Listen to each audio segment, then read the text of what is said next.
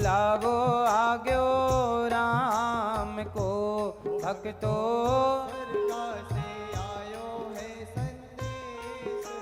बुलावो आग्यो राम को।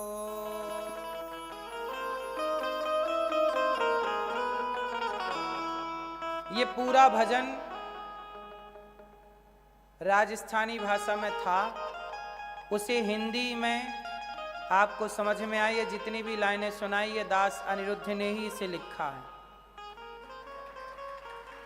भाषा में था पहले, राजस्थानी भाषा में था, पर वो सबके समझ में, जिनको राजस्थानी समझ में आती तो वो समझ लेते, पर इस भाषा में हमने इसे लिखा ताकि सबको समझ आए। तो ये जो लाइनें थी ये आपको ये दास अनिरुद्ध ने ही लिखी हैं और आपको सुनाया। भाई भाई प्रेम से रहना, जाना है सबको उसके पास, बुलावो आग्यो राम को। ये दास ने लिखा है कि भाई भाई प्रेम से रहना, बुलावा आएगा, जाना सबको पड़ेगा, झगड़ा किस बात का। इसलिए मेरी माँ, जितना प्रेम से रह पाओगे ना, रहोगे, उतना जीवन में सुख पाओगे, जितना आपस में लड़ोगे। इसलिए राम जी क्या करते हैं पता है? सीता मैया का श्रृंगार करते हैं। पता है आपको? राम जी के बालों में गजरा लगाते हैं, सीता मैया के बालों में राम जी क्या लगाते हैं? ऐसे। आपके पति लगाते हैं कि नहीं आपको? मैया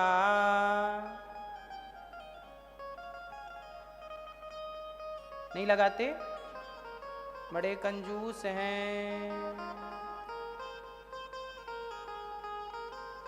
ये थोड़ा अपनी पत्नी के लगाया करो, अच्छा है।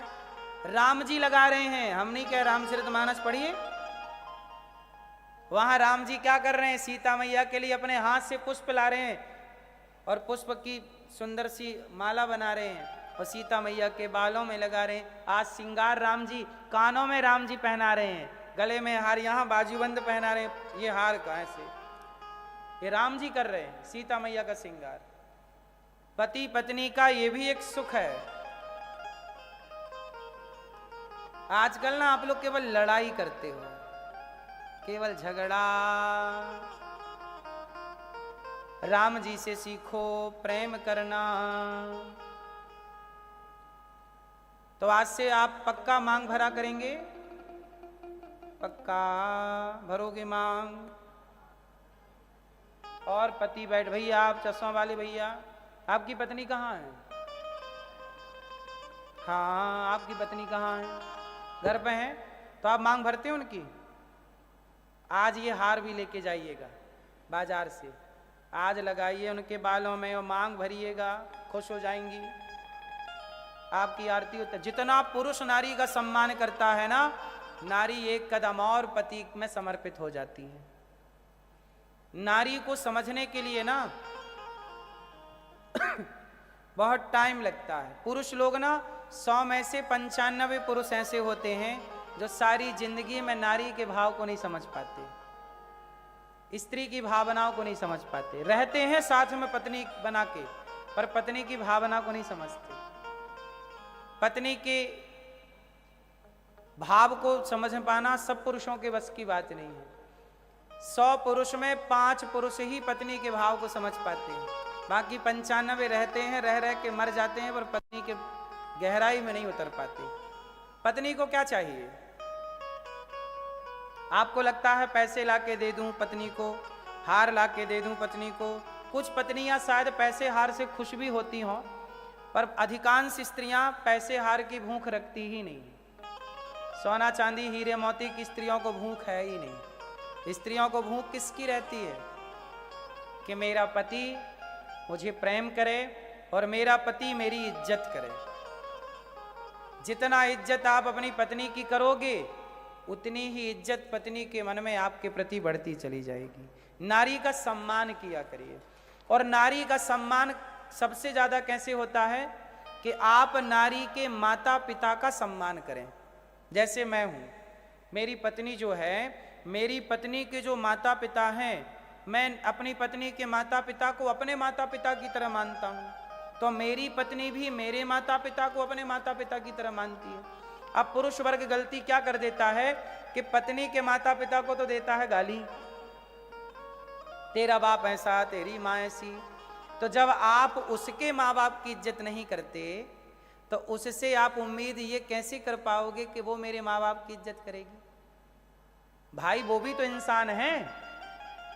आप मेरे माँ बाप का सम्मान करोगे ना तो मैं अपने आप आपके माँ बाप का सम्मान करूंगा, और आप मेरे माँ बाप को गाली दोगे तो मैं आपके माँ बाप का सम्मान ना कर पाऊंगा। देखो बात सही है कि गलत है? बोलो। इसलिए हर पुरुष को चाहिए कि आप अपनी पत्नी के माता पिता का सम्मान कीजिए। स्त्री का सबसे बड़ा सम्मान क्या है? बोले उसके माँ बाप का सम्मान करना उसका सबसे बड़ा सम्मान है। उसके माँ बाप का अपमान करना उसका सबसे बड़ा अपमान है। वो बात सही भी है। भाई मेरे माँ बाप ने मुझे इतना पाल पोस के बड़ा किया, भीख मांग के खिलाया पिलाया, माँ बाप मजदूरी तक करते हैं जो गरीब है तो बेटा के लिए उसके माँ बाप प्रिय हैं तो बेटी के लिए उसके माँ बाप प्रिय हैं। तो हमें एक दूसरे के माँ बाप की इज्जत करनी चाहिए। ये बात सही कह रहा हूं कि गलत कह रहा हूं? तो नारी को जीतना है तो नारी को प्रेम से जीता जा सकता है, वरना दुनिया में ऐसी कोई तलवार नहीं बनी कि तलवार के बल से आप स्त्री को जीत पाएं। कभी ना जीत पाओगे। डरा के धमका के आप नारी का सम्मान ना जीत पाओगे। तुम डरा धमका के काम करा सकते हो, गुलाम बना सकते हो, पर उसके हृदय में उसके मन में कब्जा नहीं कर सकते। उसके लिए राम, ये घटना वाल्मीकि रामायण में मिली, सुनिएगा।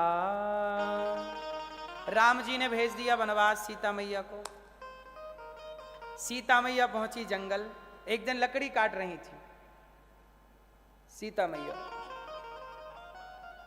लव कुछ थे, छोटे छोटे गट्ठा लकड़ी के लव के सिर पर रखा माता ने, छोटा सा गट्ठा कुश के ऊपर रखा और एक बड़ा सा गट्ठा लकड़ी का बनाया। सीता मैया ली, कुल्हाड़ी कंधे पर रखी, एक हाथ से गट्ठा पकड़ा, चली कुटिया की ओर तो रास्ते में वन देवी मिल गई। कौन मिला? वन देवी। तो वन देवी ने पूछा कि सीता तुम्हारे पति कितने निर्दयी हैं, तुम मेरे से वरदान मांग लो। मांगो सीता, तुम्हें अगले जन्म में कैसा पति चाहिए?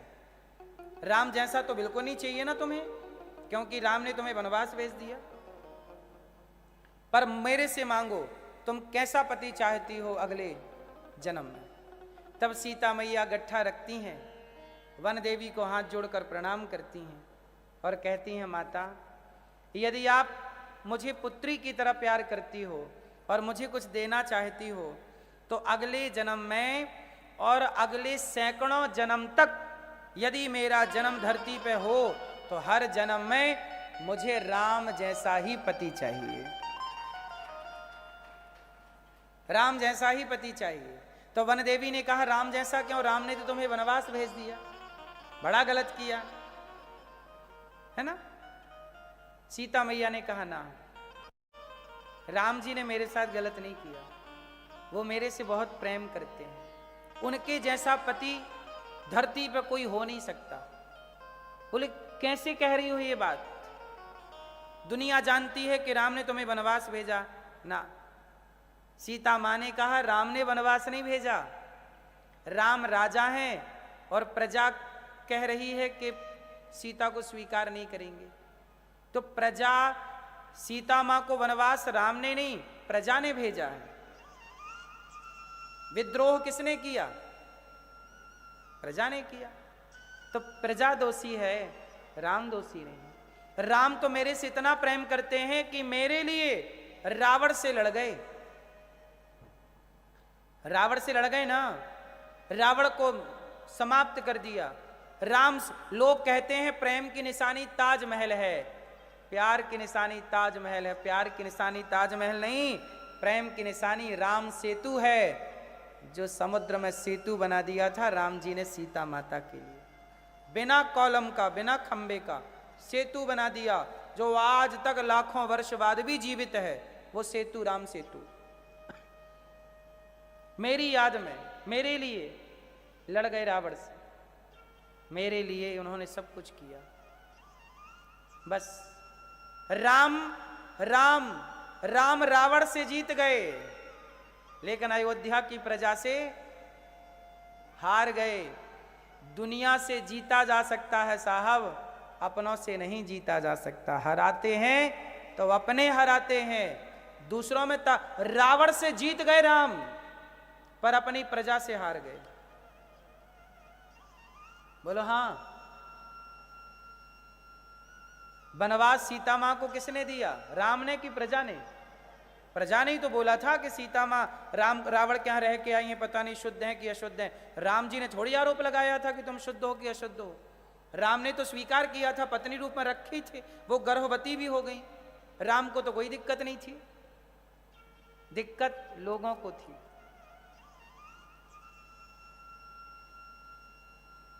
दिक्कत लोगों को थी और लोगों के कारण सीता मां का वनवास हुआ। इसलिए मेरी मां सीता मां कहती हैं कि मुझे राम ही पति रूप में चाहिए। इसलिए आपको भी राम की तरह पति बनना चाहिए पुरुषों को, और आपको भी सीता जैसी पत्नी बननी चाहिए। सीता मां लंका में थी रावण के यहां, पर रावण की लंका में जरा भी उनका चित्त ना लगा। तुम्हारा पति कितना भी गरीब हो, कैसा भी हो, पर तुम्हारा पति ही तुम्हारे लिए सब कुछ है। दूसरा व्यक्ति सोने की लंका में क्यों ना हो, वो तुम्हारे लिए माटी है। किसी भी हाल में अपने पति का त्याग नहीं करना चाहिए। सारी कथाओं से ये निष्कर्ष निकल के आया।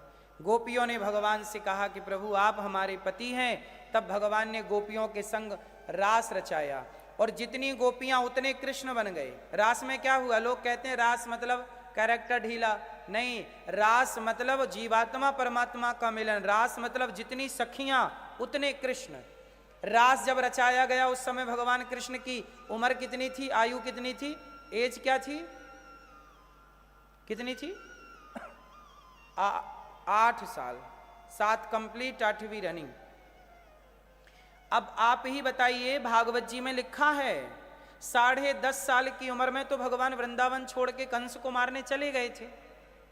10.5 साल में तो वृंदावन छोड़ दिया, 10.5-11 साल में। और भगवान की ये लीला, रासलीला, गिरिराज जी उठाए तब 7 साल के थे। गिरिराज जी के बाद ये महाराज की लीला हुई। तो कृष्ण 8 साल के हैं। 8 साल का कोई बालक बताइए, उसके अंदर कोई विषय वासना होती है? इस दृष्टि से भी देखा जाए तो ये लीला भक्त और भगवान की लीला थी, ना कि कोई विषय वासना की लीला थी। किसी भी दृष्टि से आप देखेंगे तो रास लीला को पवित्र ही पाएंगे। लेकिन फिर भी दुनिया ने बोला ना, जैसे सीता माता पर लोगों ने लांछन लगाया, ऐसे कुछ लोगों ने भगवान कृष्ण की रास लीला को गलत दृष्टिकोण से देखा, गलत नजरिए से देखा। अब भगवान जितनी गोपियां उतने कृष्ण बन करके हर गोपी के साथ भगवान दिव्य रूप से खड़े हैं और रास रचा रहे हैं। तभी गोपियों को अभिमान आ गया, हम बड़ी सुंदर हैं। भगवान गोपियों को छोड़कर अंतर्धान हो गए, चले गए। और जब चले गए, सारी गोपियां तड़प करके, रो करके गोपियों ने भगवान से कहा, हे श्याम सुंदर अनया। गोपियां बोली, वो सखी कितनी भाग्यशाली होगी जिसको लेकर गए। अनया राधितो नूनम भगवान हरिरीश्वरः यन्नो विहाय गोविंदः प्रीतो यामनयद् रहः। अनया राधितो नूनम,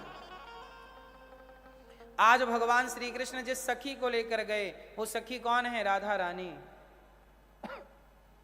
सारी गोपियां रुदन करने लग गई, हा कृष्ण हा कृष्ण। तब उन सब गोपियों ने मिलकर के कृष्ण के लिए एक गीत गाया, जिस गीत का नाम है गोपी गीत। सारी गोपियों ने कहा, गोप्यः ऊचुः जयति तेऽधिकं जन्मना व्रजः श्रयते इंदिरा शाश्वदात्रिः दयितदृश्यतां दीक्षुतावका त्वयि धृतास्वा त्वां विचिन्वते। गोपियों ने कहा जयति तेधिकम जन्मना ब्रजः शरदुदाशये साधु जात सत। हे कृष्ण, जब से आप गए हैं, जब से इस वृंदावन ब्रजमंडल में आए, अधिकम जयति जन्मना ब्रज। आप हैं पद्मावती। क्या नाम है? पद्मावती। पद्म पुराण में इनकी कथा है। क्या हुआ, कंस के पिता की ये पूरी कथा आप सुनेंगे तो कंस का हिसाब समझ जाएंगे। उग्रसेन का विवाह हुआ पद्मावती से। पद्मावती बहुत सुंदर थी। उग्रसेन अपनी पत्नी पद्मावती पर बड़े आसक्त हो गए। एक दिन क्या हुआ कि पद्मावती के पिता ने संदेशा पहुंचाया कि बेटी, कुछ दिनों के लिए तुम मायके आ जाओ, तुम्हारी माता तुमसे मिलना चाहती है। तो पद्मावती बोली ठीक है, मैं जाती हूं। पर पद्मावती तैयार हो गई अपने मायके जाने के लिए। पर पद्मावती के जो पति उग्रसेन हैं, उनका मन नहीं था कि मेरी पत्नी मुझे छोड़कर जाए। पर पत्नी की जिद थी कि मुझे जाना है। तो पत्नी के मन को रखने के लिए, पत्नी की खुशी के लिए उग्रसेन ने पत्नी को जाने दिया। अब ये चली गई अपने मायके। अब इनके मायके में एक घटना घट गई। पद्मावती के मायके में घटना क्या घटी कि एक दिन ये अपने पिता के यहाँ थी और अपनी सखियों के साथ ना एक सरोवर में नहा रही थी। सुंदर सा सरोवर था, वहां नहा रही थी कि तभी वहां से एक राक्षस गुजरा। उसका नाम था गोभिल। गोभिल नाम का एक दैत्य राक्षस। उसने देखा कि पद्मावती तो बड़ी सुंदर है, तो वो आसक्त हो गया। पर करे तो करे क्या, क्योंकि वो स्त्री बड़ी पतिव्रता थी। यदि ये जाता तो वो शाप दे के इसे नष्ट कर सकती थी। तो इसने एक तरकीब निकाली। इसने उग्रसेन का रूप बना लिया। किसका रूप बनाया? उग्रसेन का रूप बनाया। और उग्रसेन का रूप बना करके ये पद्मावती के पास चला गया। पद्मावती सखियों के साथ थी। अपने पति को देख के लज्जा आ गई इन्हें। ये नहा रही थी, स्नान था। स्वामी आप, कहा कि तुम्हारी याद आई, तुम्हारे बिना रह ना पाया, आ गया। तो अपनी पत्नी का हाथ पकड़ के उग्रसेन ले गए जंगल में। और वो उग्रसेन थे नहीं, उग्रसेन के रूप में वो गोभिल नाम का दैत्य था। और उसने सखियों को कहा तुम यहीं रुको, हम आते हैं। और जंगल में जाके उसने अपनी पत्नी के साथ रमण किया।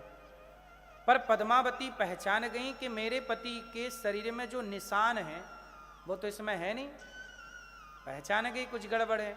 तो उन्होंने बोला कि मूर्ख, तू बता तू कौन है। से नीचे पटक के भगवान कंस के ऊपर कूद गए। कंस का गोविंदाय नमो नमः। कंस का उद्धार हो गया।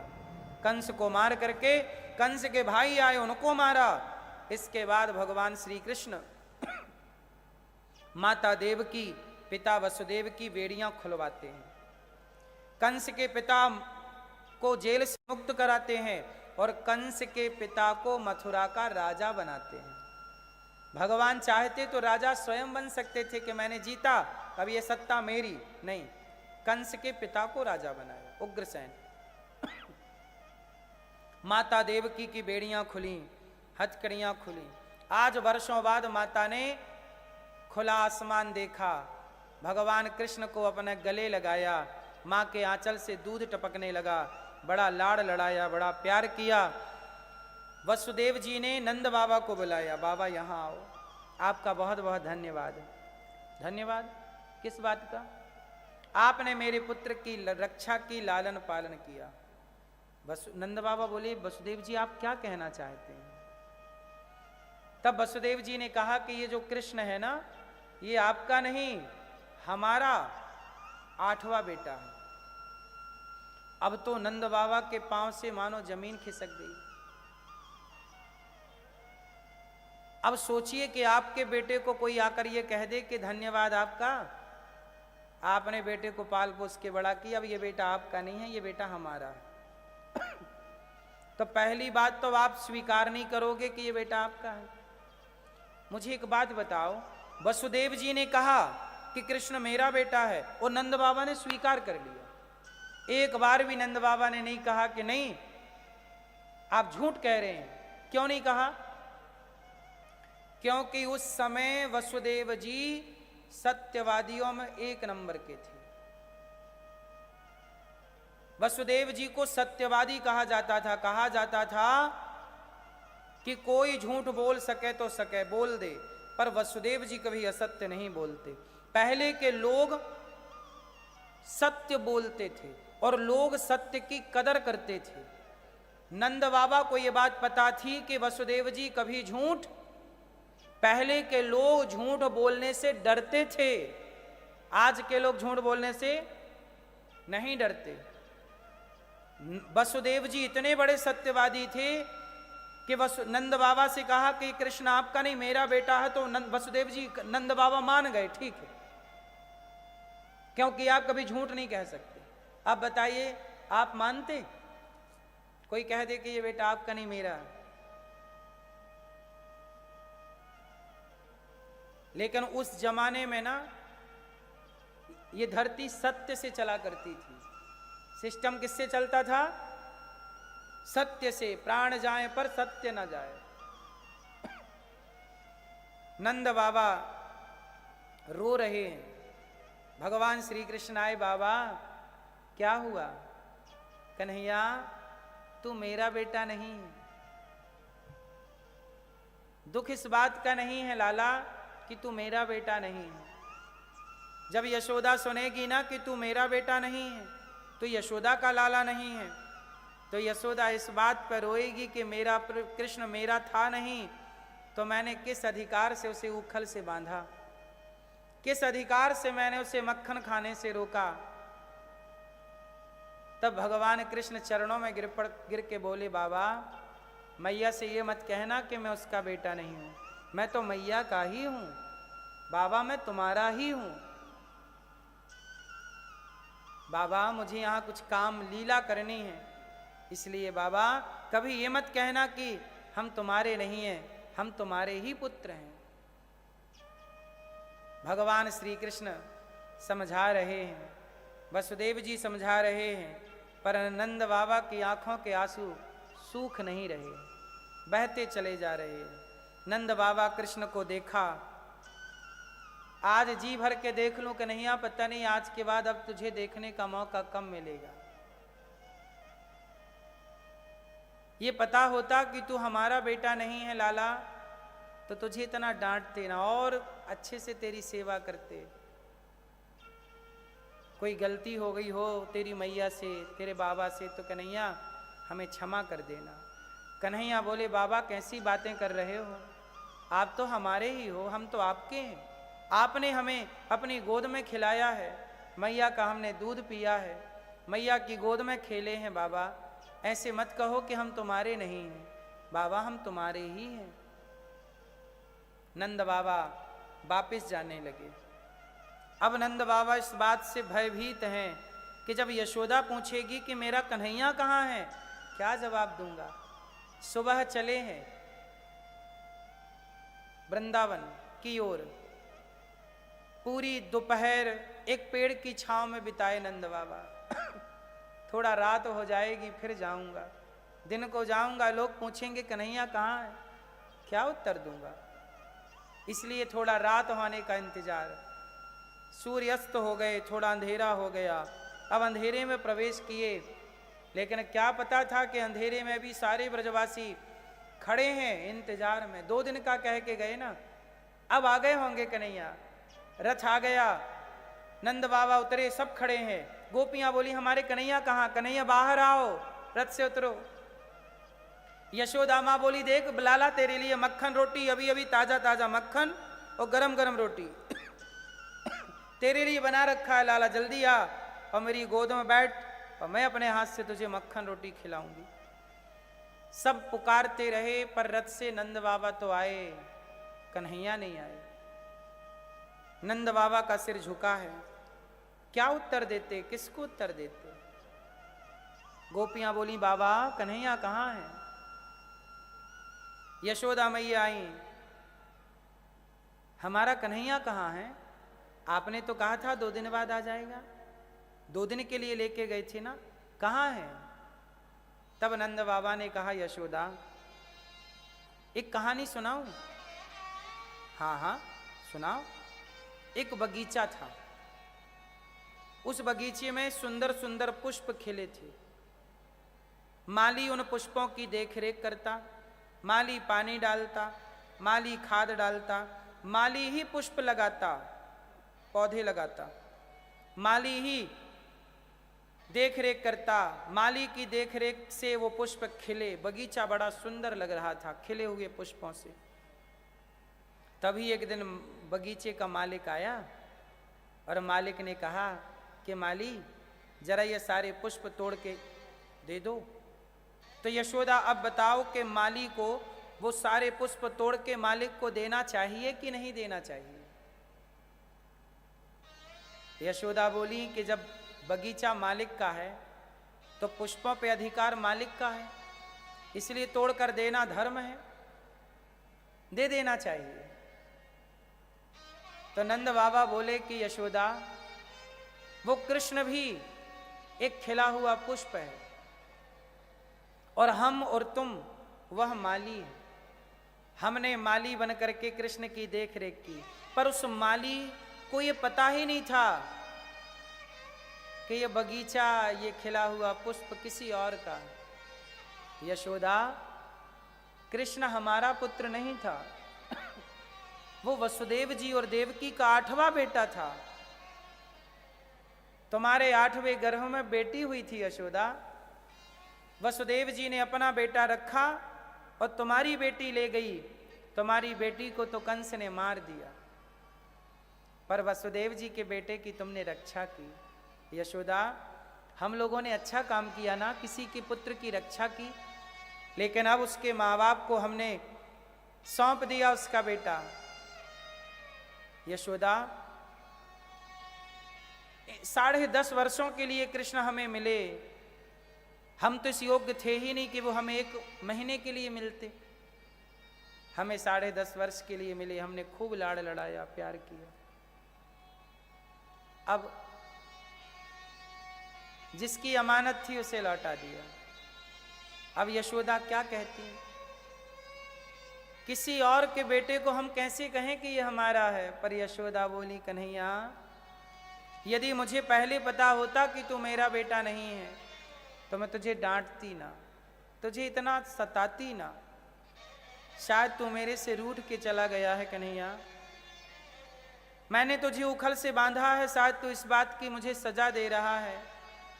तू चला गया कोई बात नहीं, पर यह आरोप तो मत लगा कन्हैया कि मैं तेरी माँ नहीं हूँ।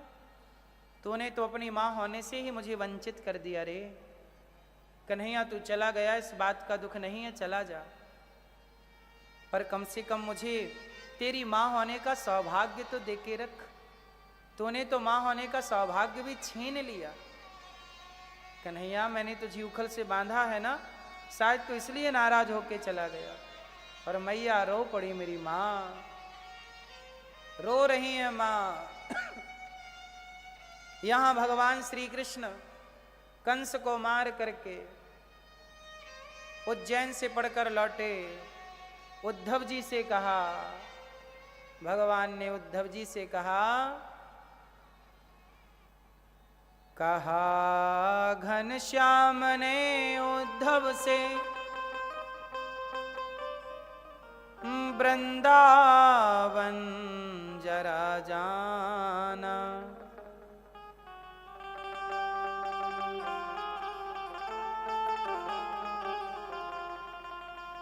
कहा घनश्याम ने उद्धव से वृंदावन जरा जाना, वहाँ की गोपियों को ज्ञान का कुछ तत्व समझाना।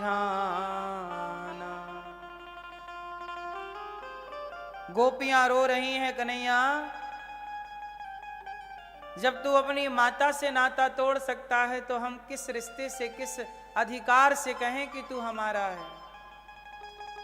अब गोपियों के पास सिवाय रोने के और क्या था, पर भगवान करते क्या। भगवान बोले, उद्धव जी जरा वृंदावन जाओ, मेरी गोपियों को समझाओ। 2 दिन का कह के आया था, आज तक नहीं गया, वर्षों बीत गए।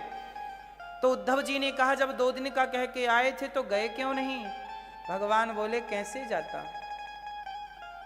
यदि मैं गोपियों से मिलने बार बार जाता तो मेरा शत्रु जरासंध था, कंस का ससुर, वो मुझ पर अटैक ना करता, वो मेरी माता पर, मेरे बाबा पर, मेरी गोपियों पर अटैक करता।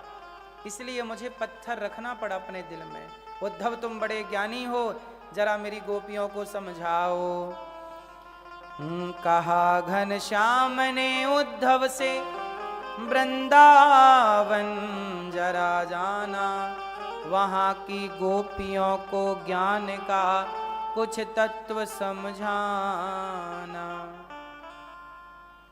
विरह की वेदना में वे सदा बेचैन रहती हैं, तड़प कर आह भरती हैं और रो रो कर ये कहती हैं। गोपियां कहती हैं, है प्रेम जगत में सार, है प्रेम जगत में सार, और कुछ सार नहीं। उद्धव जी जाओ। उद्धव जी बोले, मैं जाता हूं।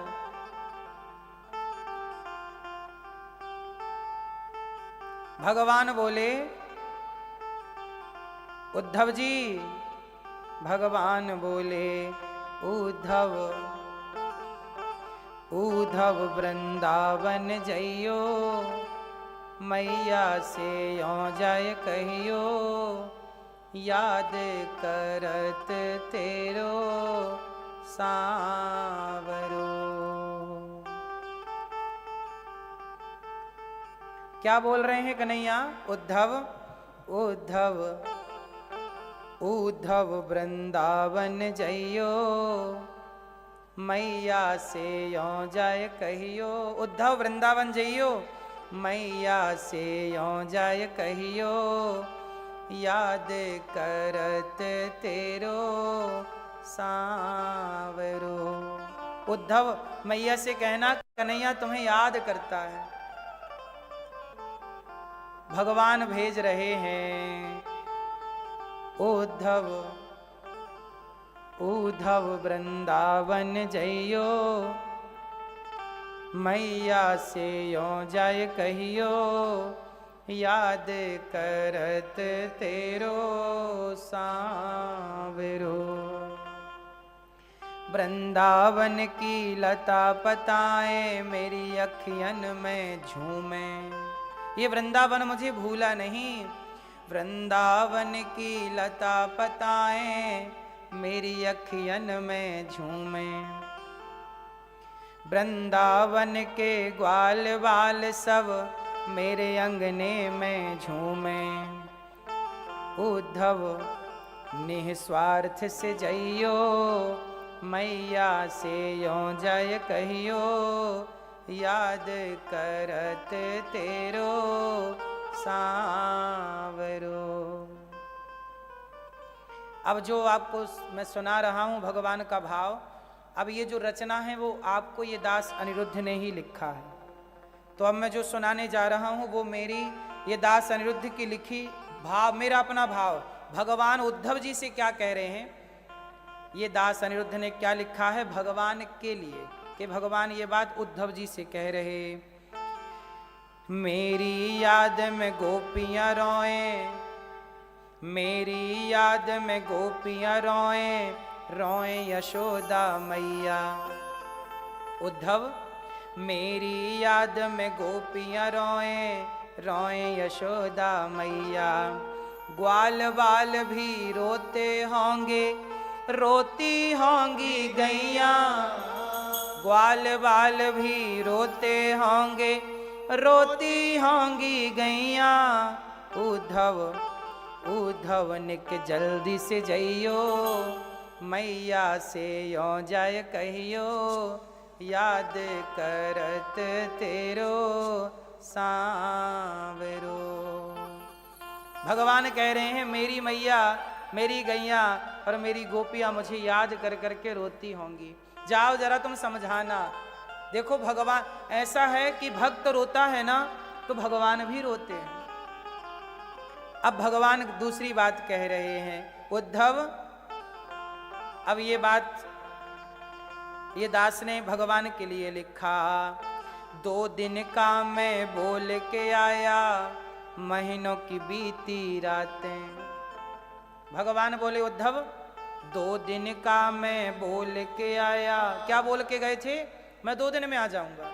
अब भगवान कह रहे हैं 2 दिन का मैं बोल के आया महीनों की बीती रातें।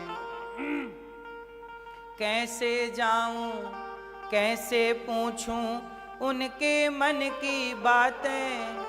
कैसे जाऊं कैसे पूछूं मैं उनके मन की बातें।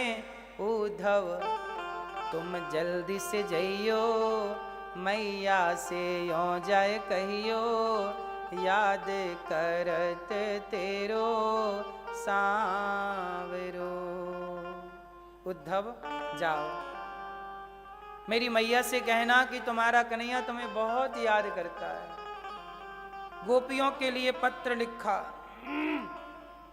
मैया के लिए लिखा।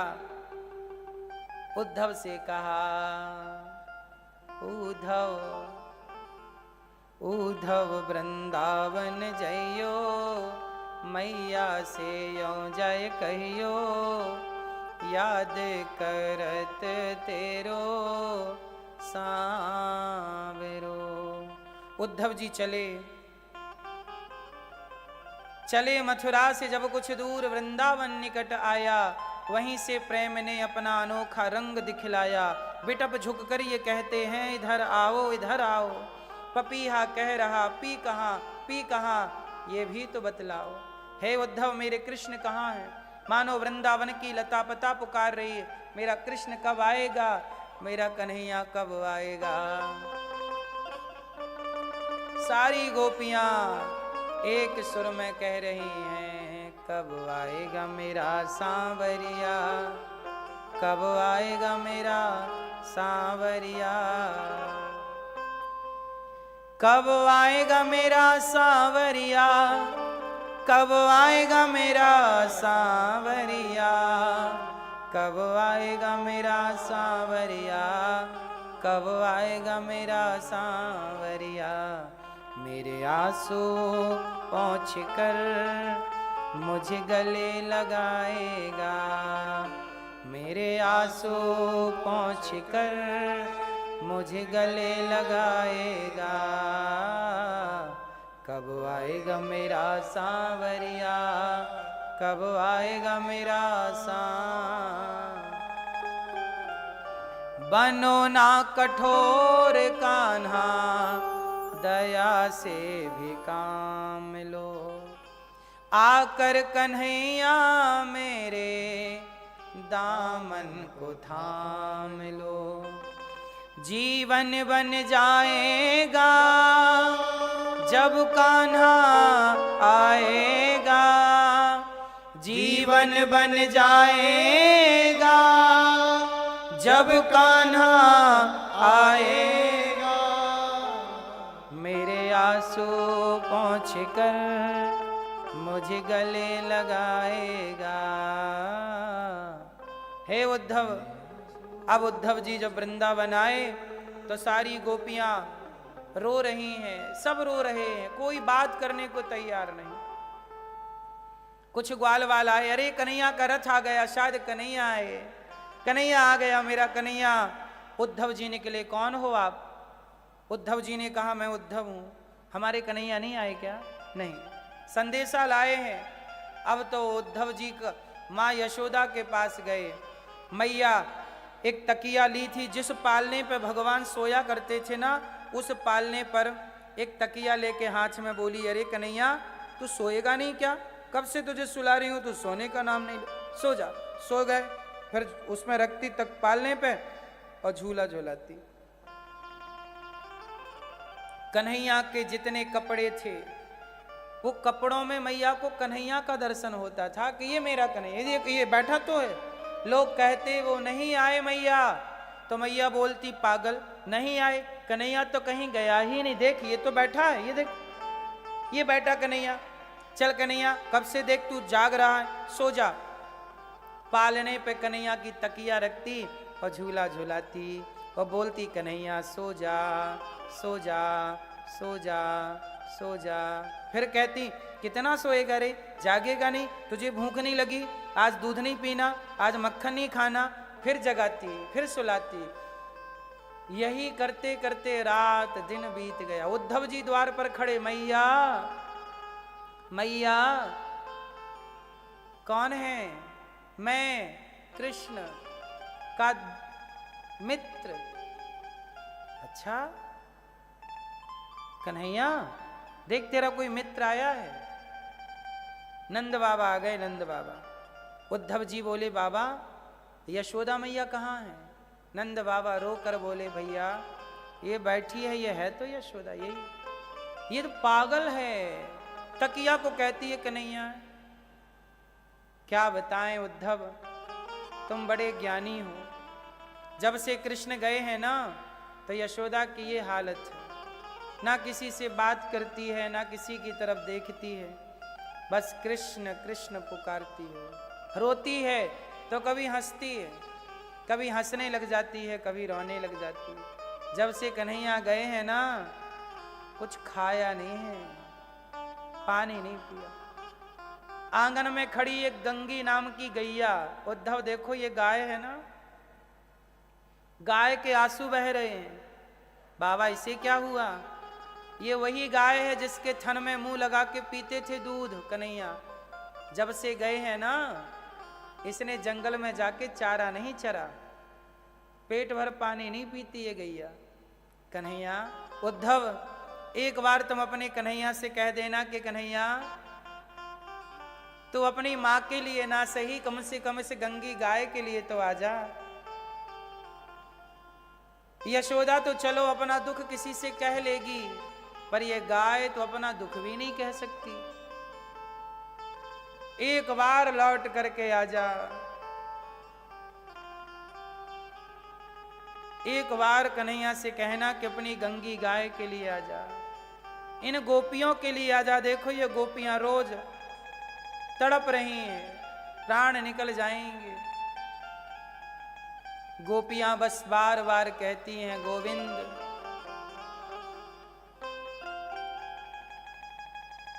क्या जिए कन्हैया, अब तो मर जाने का जी करता है।